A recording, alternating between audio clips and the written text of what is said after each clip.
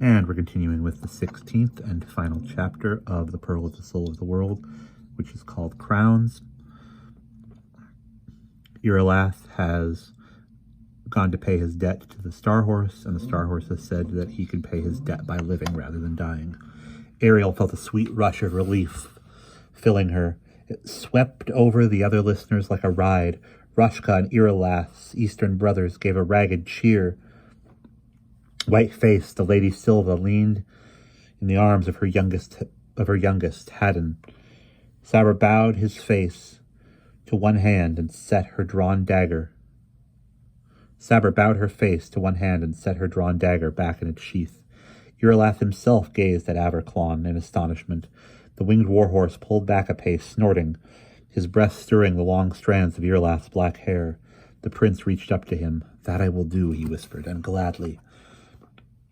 He turned to Ariel, jubilant, holding out his hand as though to share his joy with her. But Ariel drew back. Talb's eye caught hers. Did he know? Did he guess? So the war is done, the Duro mage said, and Iralath is Everic's king. But what of you, child? What will you do now? Ariel could not reply.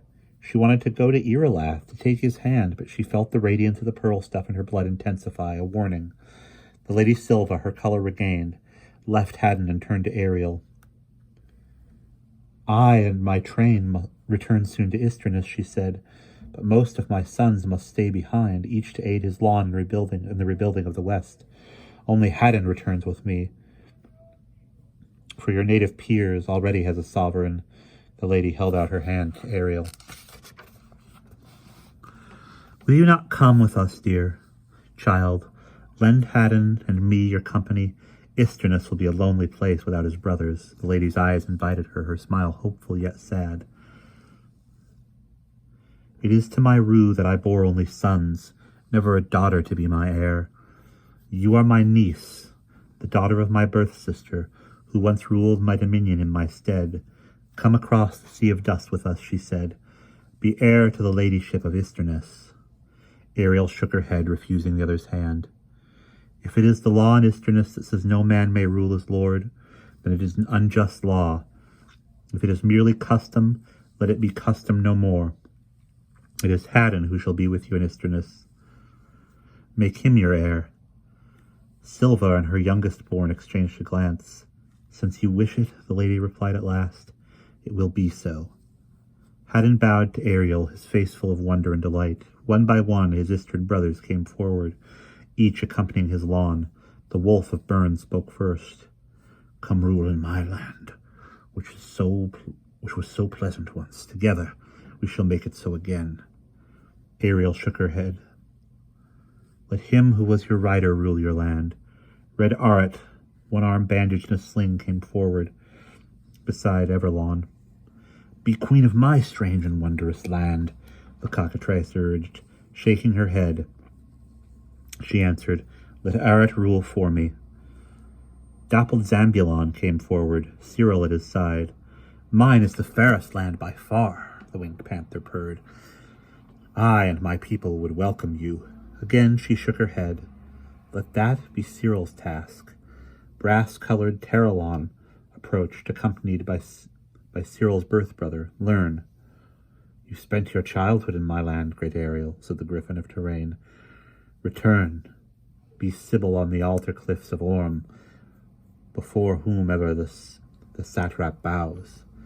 Sadly Ariel cast down her eyes. "The Sibyls of Orm are no more, I fear, and your consort, the Sphinx, has deposed the satrap for trafficking in slaves.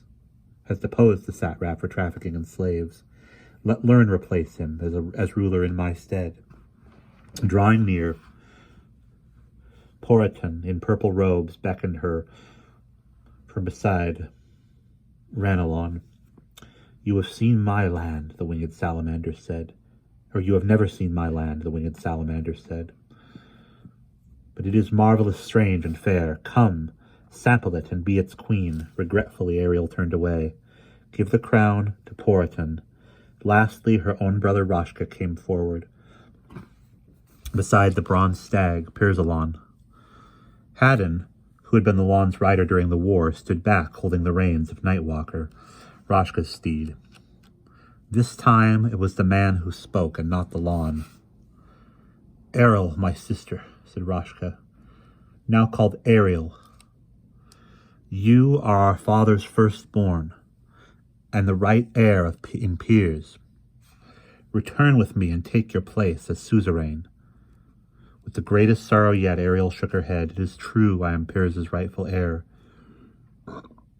but you have been its crown prince all the years that I was lost, a slave in Touraine. Be suzerain in my stead, brother. It is what I wish." Rashka bowed and fell back a pace, as the others had done. Another came forward, laughing then. "So, little pale one," Oratoto chided, her desert walking stick in hand.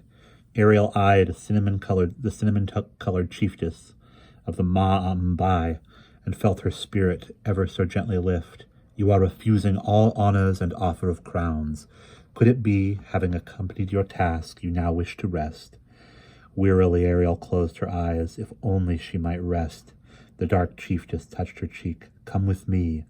Wander the dunes of Pendar as once you did. There everyone goes where she wishes, and everyone is free." But Ariel could only shake her head. "Chiefess, my task is not yet done. I am not yet free." The other's eyes grew rueful. But at last she too fell back. Talb the mage spoke. "Daughter, I also must go. Now that all this water is back in the world, the mighty underland streams of Aderlan will once more begin to flow, and someone with a small store of sorcery," here he scoffed modestly, "should be on hand to help things along. I beg you to come and lend your aid. If I'd be the least hope of your saying yes." His wistfulness almost made her smile, though her heart was very sore. But a commotion parted the ranks of Silva's bowwomen suddenly.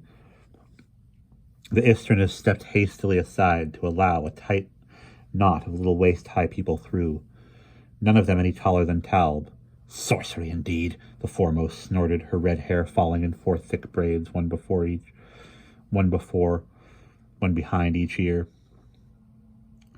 "We can put all in Aderlan to rights with machines alone, brother. You can keep your sorcery." Maruha stood indignantly before the little mage. She was garbed all in padded leather, a round shield slung behind one shoulder and a short sword at her belt. Ariel spotted Cullum and Brandel behind her, and others in battle dress, but many in the group wore only the grey tatters of slaves. Marks upon the necks and wrists of some showed where collars and shackles had chafed. Though those had now been struck away, they looked thin, but flushed with triumph, still dizzy with disbelief. So these were the ones Oriancourt had taken, Ariel guessed, now rescued by their kin. Talb started back from Maruha in surprise. "Well, sister," he exclaimed, "I vow it has been a world's age since last we met. Longer since you traipsed off to Lawnweary to study your nit-pated sorcery. Never had any use for honor."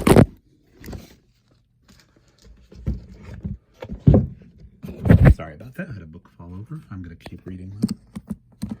This is Talb and Maruha arguing. "Never had any use for honest machinery, did you? Except apparatus for distilling your infernal drams." She humped in disgust. Cullum and Brandel exchanged a glance, which, Ariel noted wryly, held more than a little sympathy for Talb. Maruha caught the look and glowered. "Now your nephew has gotten like notions of running off overland to become a bard. I haven't been able to keep his fingers off that little harp since we left the city of Crystal Glass." "Nephew," cried Talb, starting forward to embrace the younger Duro. "Young one, well met. I thought you had a family. Look about you. Would you be a singer of tales, a bard? Best go with the Lady Silva, then, and learn her craft." "Sooth," cried Maruha, "such talk encourages him." What more they said, Ariel did not catch, for Iralath, kneeling still, had reached and taken her hands. His words were low. For her alone. "Ariel," he whispered, "what is this? All these others holding out to you crowns and inviting you to go with them. You mean to come with me, of course. She met his eyes. They were full of misgiving. Heavily she shook her head. I cannot. His gaze grew baffled. But the war is over, he cried. The witch is dead. And the pearl of the world's soul is broken, she answered. Ravenna's sorcery scattered to the winds. It was all that stood between us and the winding down of the world. That is the true war, she whispered, struggling. Our victory at Winter Rock has only won a respite. We must use it wisely. Someone must regather the lost soul of the world. Irileth's grip on her hands tightened. His words, his look suddenly desperate.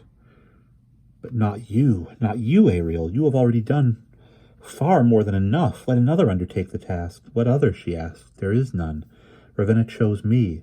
The pearl stuff in her blood stirred uneasily. Stand firm, it murmured. You must not waver. Did you rescue the world only to abandon it now? I must return to the city of crystal glass, Ariel whispered. I must learn to read the ancient script. The pearl's vision loomed before her. Overwhelmed by the task's immensity, she made to turn away almost roughly. The prince pulled her back to him. I will go with you, he started, and for a moment his eyes burned with hope. You cannot, she cried. Don't you see? You have sworn to obey the Equestral's charge, to be king in Avaric. He stared at her, his face stricken, his breath grown short. Stay, Irileth implored her. Only stay with me, Ariel. I will make you queen in Avaric. Lifting her gaze, she looked past him at Saber, dismounting now near enough to overhear. She stood watching the two of them with astonishment and barely guarded joy. Ariel told Irileth, Avaric already has a queen. He whirled to see to whom she looked, then turned back with a cry. You are my wife! I married you! Shaking her head, she touched his cheek. 2 years were all we had, love, she whispered, and we squandered them. The pearl stuff in her blood was seething now. Make an end of it, quickly, Ravenna within her warned. If passion overrules you, all the world is lost. Be king in Avaric. Ariel managed, and think no more of me. Fierce triumph lit the eyes of the bandit queen. Her gaze pounced on Irileth. No, he cried. Don't leave me, Ariel. You are my wife, the keeper of my heart. Grief had her by the throat. She did not speak. The pearl's radiance within her brightened dangerously. Her breast ached where there should have been no pain. Irileth, too, seemed to feel some twinge. He frowned, wincing, laying his hand upon his breastbone. His gaze fell on the edge adamantine. What have you done? He gasped, astonished, like one pinned through with a sword. She knew that she must pull away from him at once, lest the roiling sorcery within her scathe him. Ariel, what have you done? Give your heart to Saber, she managed. Of course you were drawn to her. Fool, she cursed herself. Fool not to have understood before. For you see yourself in her, your very image, unbroken and unscarred. You as might have been if the witch had never touched you. Saber stared eagerly forward, but her cousin warned her away with a savage look. Never! Ariel tried desperately to pull away, but he still held fiercely to her hands. I'll not wed Saber. And we will pause there.